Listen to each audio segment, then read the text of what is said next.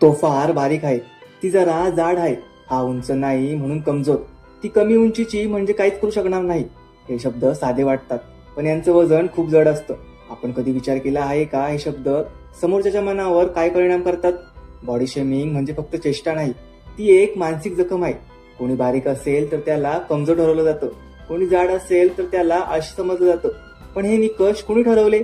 शरीराचं माप माणसाची किंमत ठरवत नाही.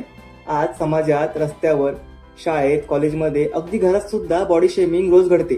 कधी एखादा शब्द एखाद्याला आयुष्यभरासाठी गप्प करून टाकतो, कधी एखादी टीका स्वप्न पाहायची हिंमत हिरावून घेते.